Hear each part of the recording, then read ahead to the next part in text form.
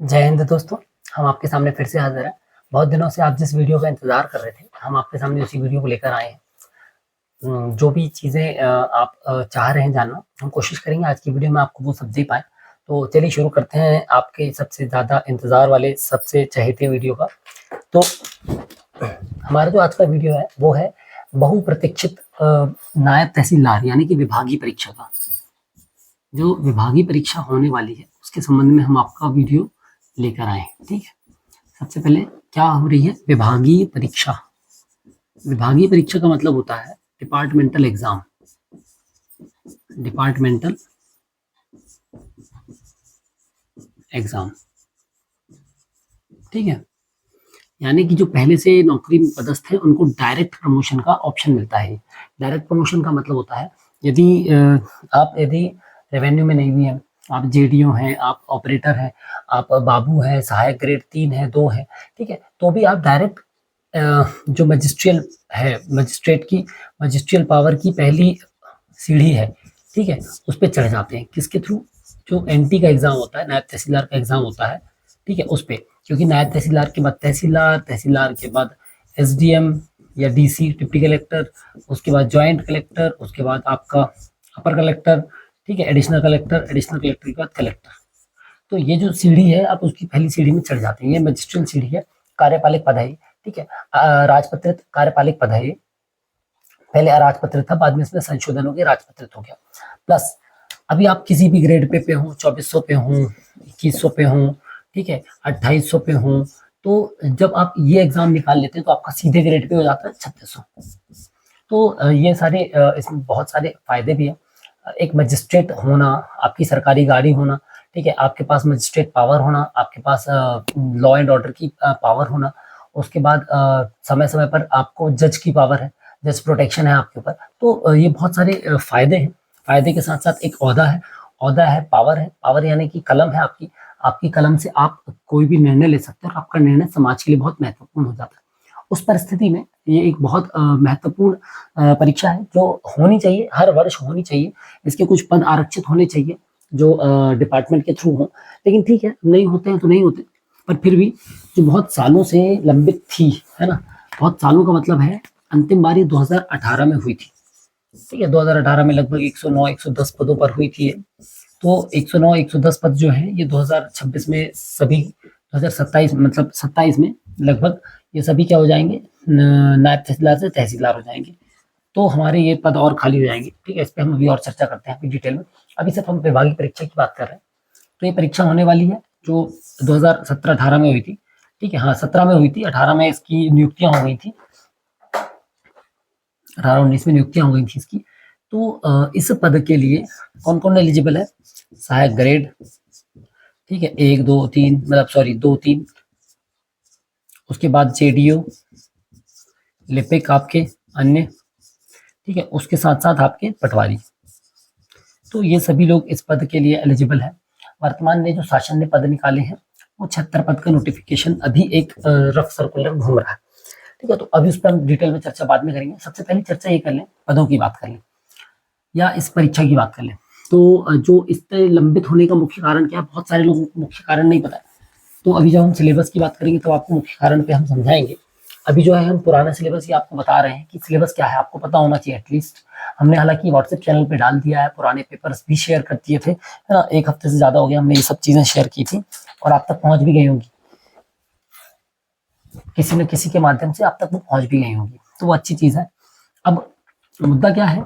अभी ये 76 सीट में से पटवारियों के लिए लगभग 27 पद आएंगे इसमें से, है ना। जैसे कि कुछ लोगों ने कैलकुलेट करके हमको बताया, हमको भी अभी एग्जैक्ट नहीं पता है, तो जब तक नोटिफिकेशन नहीं आता अपन नहीं कह सकते। और 49 पद जो है बाकी के अन्य विभागों के लिए रहेंगे।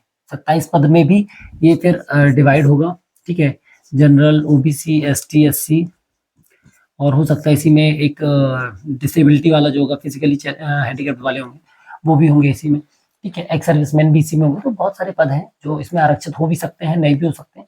जब तक कंफर्म नोटिफिकेशन नहीं आएगा अभी कुछ भी कहना स्पष्ट नहीं है। बाकी हाँ, 76 पद है। अब बहुत सारे लोग ये कह रहे हैं कि जो 2026 की 27 की जनवरी में 110 पद खाली होने हैं, वो भी हमें ही मिल जाएंगे, तो नहीं, ऐसा नहीं है। इसका डिस्ट्रीब्यूशन होता है 50-50 का, ठीक है। ये वहां से भर जाते हैं और ये 50 आएंगे वापस से यहाँ पर। तो ये अभी यदि हम उस पर जाएंगे तो वो फिर फरवरी और मार्च हो जाएगा एग्जाम का, तो हम उसकी बात अभी नहीं कर रहे हैं। हम कोशिश कर रहे हैं कि रोटेशन प्रणाली पे हर साल ये परीक्षा आए, है ना। और इस पे लगभग चर्चा भी सार्थक रही है, तो अभी देखते हैं आने वाले दिनों में क्या निर्णय आता है। फिलहाल के लिए 76 पद है, हम 76 पदों की बस बात कर रहे हैं। और हम तैयारी जो कर रहे हैं, जो तैयारी आप के लिए हम बता रहे हैं, रोड मैप हम आपको बता रहे हैं, हम इस हिसाब से बता रहे हैं कि अगले 60 से 65 दिनों में आप इसकी तैयारी कैसे कर सकते हैं। और आपको 26 पद से 76 पदों से क्या लेना, आपको तो केवल एक पद से मतलब है ना, आपको तो केवल एक पद चाहिए, तो आप एक पद की बात करिए कि एक पद आपका, बाकी 75 किसी और के, तो आप उस 75 पद के बारे में ना सोचकर केवल आप उस एक पद के बारे में सोचिए, ठीक है। कितनी आएगी, कब आएगी, कैसी आएगी, वो एक अलग बात है। अब हम बात करें सिलेबस की, सिलेबस बता दें, फिर अपन चर्चा करेंगे बाकी की डिटेल बारे में, ठीक है। पहले अभी जो सिलेबस है वो चेंज होने का चल रहा है, तो डिले का मुख्य कारण है वो सिलेबस है। क्या हो रहा था, गवर्नमेंट से हमारा सुझाव था, कई लोगों ने, हमने कई तरीके से इस पे, हमने और संघ ने, या और हमारे जो सीनियर्स हैं या जो हमारे और वरिष्ठ साथी हैं, उन्होंने शासन से उच्च स्तर पर चर्चा की, और चर्चा के बाद प्रयास ये किया है कि जो आपके सिलेबस है, सिलेबस में 2 पेपर होते हैं, ठीक है, पेपर 1 और पेपर 2। तो हमारा प्रयास ये था, या हमारे वरिष्ठों का प्रयास ये था कि इस पेपर 1 को हटाकर केवल पेपर 2 जो है वो 100 नंबर का कर दिया, 200 नंबर का कर दिया जाए। अब ये 100 नंबर का है और ये 100 नंबर का है, तो इसको दोनों, इसको हटाकर इसी में जोड़कर 200 नंबर का कर दिया जाए। क्यों कर दिया जाए, क्योंकि पटवारी जो है, जो नौकरी कर रहा है, या जो बाबू है, जो सहायक है, जो भी है, जो नौकरी कर रहे हैं, उनके पास अब सामान्य ज्ञान, सामान्य गणित, सामान्य हिंदी, सामान्य इंग्लिश या जीके के बारे में इतना समय नहीं है कि वो उसको गो थ्रू कर पाए। जब आप डिपार्टमेंट की बात करेंगे, जो आप काम कर रहे हैं, जो व्यक्ति काम कर रहा है, तो उस काम के बारे में यदि आप सवाल जवाब करते हैं तो वो आसान हो जाता है, ठीक है। तो ये हमारे कुछ सुझाव हैं। सबसे पहले ये है कि पेपर यहाँ पर सिर्फ डिपार्टमेंटल हो, मतलब हमारा पहला सुझाव यही है गवर्नमेंट से, डिपार्टमेंटल पेपर हो केवल। दूसरा सुझाव क्या है, इसमें माइनस मार्किंग नहीं हो। नेगेटिव मार्किंग इसलिए नहीं होना चाहिए क्योंकि अभी बहुत जो रेशो ऑफ, जो मार्जिन ऑफ एरर है वो बहुत बारीक है ना। और प्रैक्टिस करते करते क्या होता है, ऐसा नहीं होता कि एक्यूरेसी दे पाए बहुत सारे लोग, तो कम से कम वहां पर नेगेटिव मार्किंग ना दे, क्योंकि व्यापम जो एग्जाम करा रहा है इस वर्तमान में वो सारे के सारे माइनस मार्किंग वाले। तो इसमें हमारा सुझाव यही था। तीसरा सुझाव ये है कि जैसे पिछली बार हुआ था, उन्होंने एक 65% की बेंचमार्क सेट कर दी थी, किसके लिए, आपकी cut off, cut off set किया था 65% का, और इसके ऊपर जो लोग थे उनको सिलेक्ट किया था। तो इस बार हमारा ये सुझाव है कि ऐसा ना करके टोटल मेरिट लिस्ट बनाएं, जो भी मार्क्स आते हैं उसके बाद आपकी जितनी पोस्ट है उसके हिसाब से टॉप 20, जैसे 27 पद है, आपको 27 लोग को उठाना है, तो जो टॉप 27 है उनको पद ले लिया जाए, चाहे आप कैटेगरी वाइज बनाए चाहे जैसे बनाए, तो जो टॉप है ऊपर के उनको लिया जाए, चाहे उनका फिर मार्क्स यहाँ पर कितने भी हो, क्योंकि आप इसके बेसिस पे ना जाए। पासिंग और क्वालिफिकेशन मार्क्स में दिक्कत होती है, पिछले बार भी काफी सारी दिक्कतें हुई थी, काफी सारे पदों के रिक्त रहने का मुख्य कारण भी यही था, क्योंकि उन्होंने बेंचमार्क सेट किया था। अच्छी बात है, और हम कहते हैं जो भी शासन तय करे, पर ये सुझाव है जिससे शासन का समय बचेगा और लोगों को मौका मिलेगा भरपूर, ठीक है। तो ये हमारे सुझाव आए थे जो हमने दिए थे शासन को। अब हम बात करेंगे सिलेबस की। तो सबसे पहले बात करते हैं पेपर 1। पेपर 1 में जो सबसे पहली चीज है वो है आपकी सामान्य तार्किक योग्यता या क्षमता, है ना, जो भी आप उसको अपनी लैंग्वेज में कन्वर्ट कर सकते हैं। जनरल रीजनिंग, है ना, ये क्या है आपकी रीजनिंग। रीजनिंग में क्या क्या आ जाता है आपका, एनालॉजी आ जाएगी, है ना, सिलोजिज्म आ जाएगी, रैंकिंग आ जाएगी, वो यहाँ बैठा है ना, ये इस दिशा में गया है, डायरेक्शंस आ जाएंगे, और कौन से आ जाते हैं, नंबर सिस्टम आ जाएगा इसमें, है ना, कि इसके बाद क्या आएगा, उसके बाद क्या आएगा, और वेन डायग्राम आ जाएगा आपका, ये सब आ जाएगा आपका रीजनिंग में। इसमें रीजनिंग में भी 2 होती हैं, आपको पता होगा, वर्बल और नॉन वर्बल, ठीक है। मुझे नहीं लगता कि ये आपको किसी को भी पढ़ना होगा, यदि किसी को पढ़ना हो तो आप हमको कमेंट कर दीजिएगा, हम इनके भी एक रिवीजन क्लास दे देंगे आपको, ठीक है। ये हो गई सामान्य तार्किक। इसके बाद आ जाता है आपका सामान्य गणित। ये सब 10वीं या 8वीं तक का ही आएगा, इसमें जो भी आएगा, इसमें आएगा परसेंटेज, रेशो, है ना, अनुपात, आपका अनुपात के बाद औसत, औसत यानी एवरेज, ठीक है। फिर आएगा आपका चक्रवृद्धि ब्याज और सामान्य ब्याज, प्रॉफिट लॉस, नुकसान, लाभ, हानि लाभ, ठीक है, प्रॉफिट लॉस हो गया। और कौन से आएंगे, थोड़े बहुत आपके जो वो रह जाते हैं बेसिक वाले क्वेश्चन जो है ना, सिंप्लीफिकेशन वाले वो आ जाएंगे। सामान्य ज्ञान के बाद सामान्य हिंदी। सामान्य हिंदी में क्या आएगा आपका, वाक्य, शुद्धि, ठीक है, फिर पर्यायवाची, पर्यायवाची के बाद विलोम, ठीक है, ये सब आ जाएंगे। इसके बाद आपके कॉम्प्रिहेंशन आ जाए, जो अनसीन अपठित गद्यांश है वो आ जाएंगे, ये आ जाएगा सामान्य हिंदी में। ऐसे ही हम सामान्य अंग्रेजी की बात करें, सामान्य अंग्रेजी में आ जाएगा आपका एंटोनिम, सिनोनिम, यानी यही पर्यायवाची, विलोम, ठीक है, वोकेबलरी, वोकेबलरी के बाद नरेशन, नरेशन के बाद वॉइस, वॉइस के बाद पैसेज या कॉम्प्रिहेंशन जिसको अपन कहते हैं, ठीक है, ये हो गए चार। चार के बाद आ जाता है सामान्य विज्ञान। सामान्य विज्ञान का मतलब होता है, एक मिनट थोड़ा सा रुकिए, ठीक है, तो सामान्य विज्ञान की हम बात कर रहे थे। सामान्य विज्ञान का मतलब है आपका पूरा फिजिक्स, केमिस्ट्री, बायोलॉजी, एनवायरनमेंट यानी ईवीएस जो है हमारा, ठीक है, उसके बाद आपका जो पॉल्यूशंस होते हैं, पॉल्यूशंस के टाइप हो गए, तो ये बेसिक्स है आपके, ये सब 8 तक की साइंस है। आप कहेंगे, यदि लगेगा हमको जैसा कमेंट्स आएंगे उसके हिसाब से हम सारे एक एक वीडियो में सारा रिवीजन हम दे सकते हैं, यदि आप कहेंगे तो। पर हमारा मानना ये है कि आने वाले दिनों में हो सकता है ये पेपर 1 जो है ये विलोपित हो जाए, हमारा प्रयास भी यही है, ठीक है, चर्चा चल रही है, देखते हैं। सामान्य विज्ञान के बाद आ जाता है आपका सामान्य कंप्यूटर। सामान्य कंप्यूटर का मतलब हो जाता है आपका पूरा बेसिक्स, है ना, MS वर्ड, मतलब ऑफिस समझ लो, वर्ड हटा देते हैं, ऑफिस, MS ऑफिस में आपका आ जाता है वर्ड, पावर पॉइंट, एक्सेल, ठीक है, ये सब आ जाएगा। थोड़ा बहुत आपकी कंप्यूटर के शॉर्टकट्स, कंप्यूटर की जनरेशंस, अब जुड़ सकता है आपका AI, ठीक है, और हो सकता है इसमें आपके टेक्निकल से भी आ जाए चीजें, कि आपके टेक्निकल में जो कंप्यूटर का यूज होता है वो। और सबसे इम्पोर्टेंट और सबसे खतरनाक इसी में, जिसको लेकर थोड़ा सा संशय भी रहता है, सामान्य ज्ञान यानी कि जनरल नॉलेज। इसकी दिक्कत है इसकी हायरार्की, इंडिया का, इंडिया के अलावा फिर एमपी के अलावा आपकी डिस्ट्रिक्ट्स, क्या क्या हो सकता है इसमें, इसमें पूरा हिस्ट्री, ज्योग्राफी, इकोनॉमिक्स, सिविक्स, ठीक है, पॉलिटिक्स, ये सब हो सकता है। फिर इसका विशेषताएं इनका, और इसके बाद भी करंट अफेयर्स पिछले 6 से कितने 12 महीनों का, तो ये आपका पेपर 1 में आता है, आ सकता है, ठीक है। तो ये अपनी सिंपल सी बात है, ये स्ट्रेटेजी इसकी है पेपर 1 की। थोड़ा सा सुनने में इसलिए अजीब लगता है क्योंकि वर्तमान समय में जो लोग अब एग्जामों से दूर है, जिनको 8 साल हो चुके हैं, 7 साल हो चुके हैं नौकरी में आए या चीजों को छोड़े हुए, है ना, जो अभी लगातार तैयारी नहीं कर रहे, उनके लिए थोड़ा सा टफ पड़ता है। इसी को सीसेट कहते हैं, बहुत सारे लोग उसको क्या कहते हैं, सीसेट कहते हैं, है ना, जो एप्टीट्यूड का पेपर होता है उसको वही समझते हैं। तो ये केवल एक बेसिक सी बात है। अब इसके लिए आपको क्या करना है, सबसे कुछ मत करिए, आप तो केवल एक RS अग्रवाल की बुक खरीद लीजिए, इससे आपकी पूरी रीजनिंग कवर हो जाएगी। एक लूसेंट की बुक खरीद लीजिए, और लूसेंट में आपकी ये सारी चीजें आपको मिल जाएंगी, ठीक है। लूसेंट खरीद सकते हैं, किरण भी खरीद सकते हैं आप, अपन बुक का प्रचार नहीं कर रहे हैं, पर आपका जिसमें आपको सुविधा हो, क्योंकि ये दोनों बुक्स जो बहुत कॉमन है, इसमें लगभग जो आपका कंटेंट है ये सारा प्रिसाइज है और बहुत शॉर्ट में इजीली मिल जाएगा, तो रिवीजन फॉर्म में आपको ये सब मिल जाएगा। तो ये हमने बात कर ली पेपर 1 की। अब अपन चलते हैं पेपर 2 की तरफ, जो ज्यादा महत्वपूर्ण है।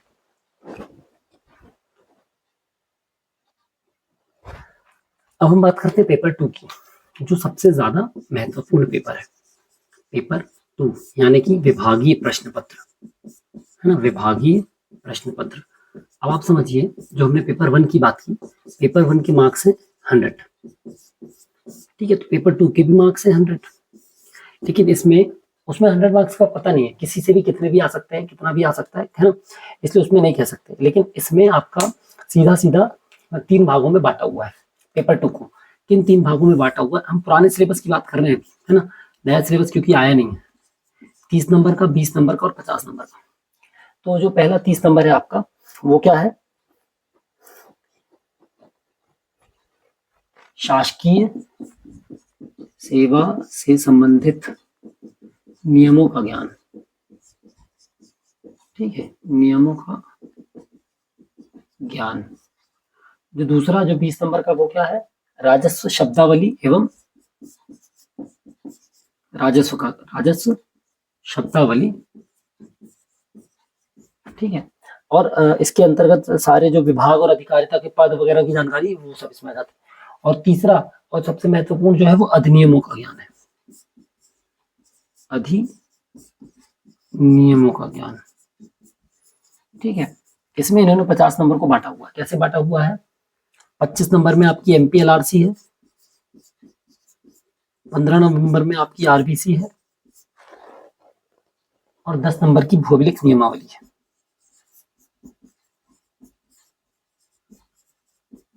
ठीक है, अब सेवा से संबंधित नियम। तो सेवा से संबंधित नियमों में सबसे इंपॉर्टेंट आपके 3 नियम है। कौन कौन से नियम है? सबसे पहला तो है आपका मध्य प्रदेश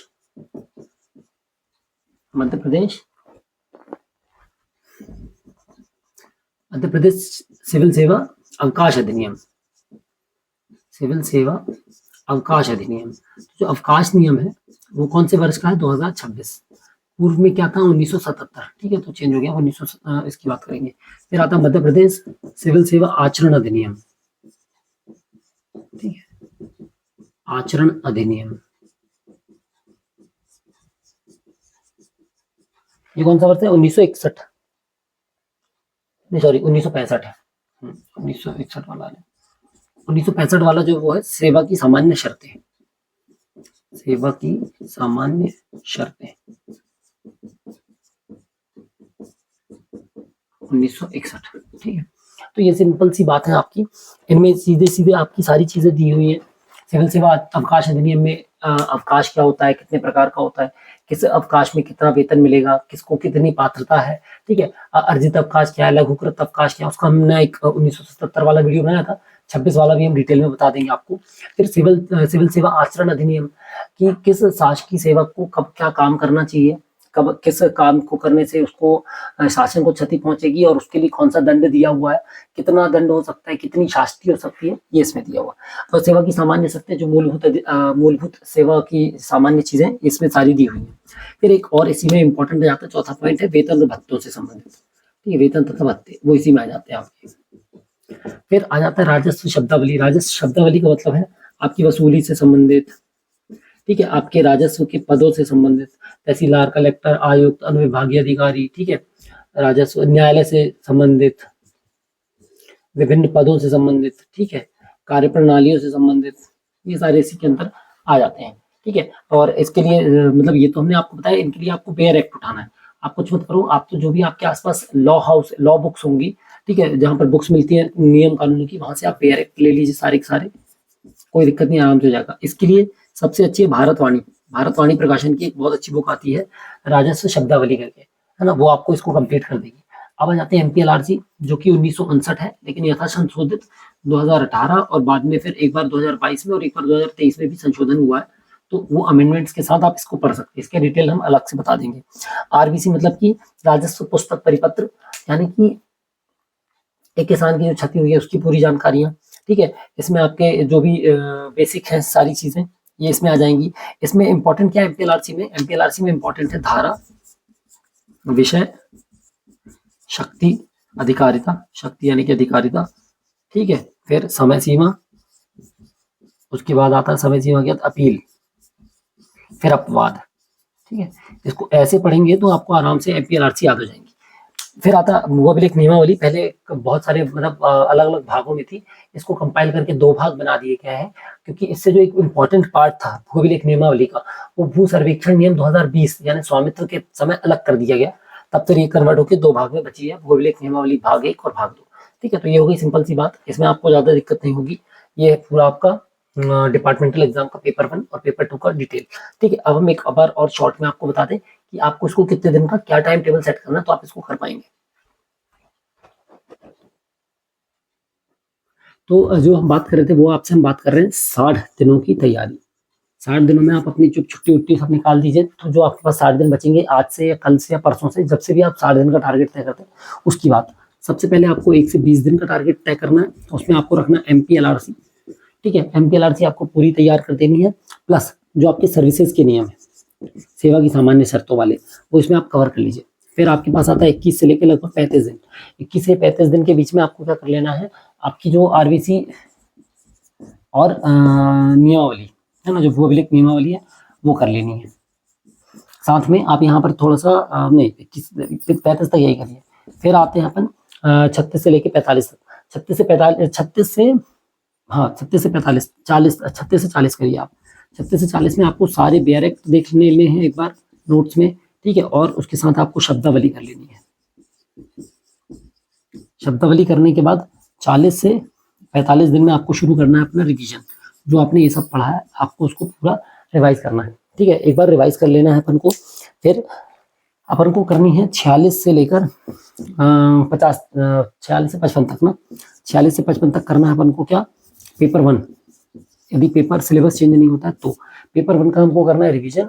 और पेपर 1 के साथ साथ हमको क्या करना है, इसका जो रिवीजन में जो जो हमारी कमियां थी उस पर काम करना है हमको। जहाँ जहाँ हम टूट रहे हैं, छूट रहा है, जो जो हमारा MPLRC की धाराएं छूट रही है, नियम छूट रहे हैं, वो हमको इसमें देख लेना है, ठीक है। और हमको जो लास्ट के 5 दिन बचेंगे 56 से 60, उसमें हमको लगाना है ओल्ड पेपर्स और मॉक पेपर्स, जो हमारे पुराने पेपर हुए होंगे उनको, ठीक है। तैयारी करने का सबसे पहला तरीका है ओल्ड सोर्सेस। पुराने आपके पास नियम है, सोर्सेस हैं, उसको उठाइए, उससे अपनी भाषा में, अपनी लैंग्वेज में, शॉर्ट्स में नोट्स बनाइए। नोट्स बनाने के बाद आपको क्या करना है, इसमें MCQ या तो तैयार करें या जो अवेलेबल है। आप कुछ नहीं करना तो मार्केट पे जाएंगे, विभागीय परीक्षा नायब तहसीलदार की 2 से 3 MCQ आ गई है ना, मैंने देखी थी परसों भी, तो अब आप देखेंगे मार्केट में अवेलेबल है, तो ये भी आप देख सकते हैं। यहाँ से एक MCQ ले लीजिए। ये वाले जो MCQ है, इन MCQ की आप करेंगे क्या, तैयारी, और MCQ को देखते हुए ओल्ड पेपर से आप कर लेंगे रिविजन। बस यही आपकी ट्रिक होनी चाहिए।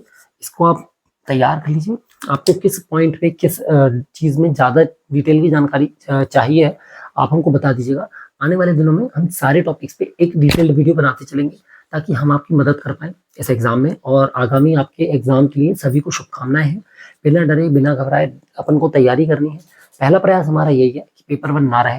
विलोपित कराने के लिए हम प्रयास कर रहे हैं, हमारे वरिष्ठ साथी, हमारे ऊपर के जो लोग हैं वो प्रयास कर रहे हैं। पर यदि फिर भी रहता है तो अपन वो देख लेंगे, उतना बड़ा वो इशू नहीं है। उसको अपन को क्वालिफाइंग में रखना है। अपना पूरा फोकस इस एग्जाम पे होना चाहिए। पद आपको केवल और केवल एक पद पे फोकस करना है जो आपको चाहिए, ठीक है। ना कि पूरे के पूरे रोटेशन पे कि 76 पद हैं तो जनरल के लिए 8 पद आएंगे, 8 में से महिलाओं के लिए 3 पद चले गए, 5 पद जनरल के हैं, 5 पद के लिए 6000 लोग फॉर्म भर रहे हैं। तो ये सब नहीं सोचना, ये सब कचरा है ना। आपको केवल एक पद चाहिए, आपको इस एक पद की तैयारी करनी है। कहीं कोई दिक्कत आएगी तो हम आपके साथ हैं, जितना हमसे हो सकेगा हम बताएंगे। कहीं कुछ हम छूट रहा हो, हमसे चूक हो रही होगी, आप हमको बताइएगा, हम उसको सुधार कर हमारे साथियों तक पहुंचाएंगे। मिलते हैं फिर अगले वीडियो में, तब तक के लिए जय हिंद।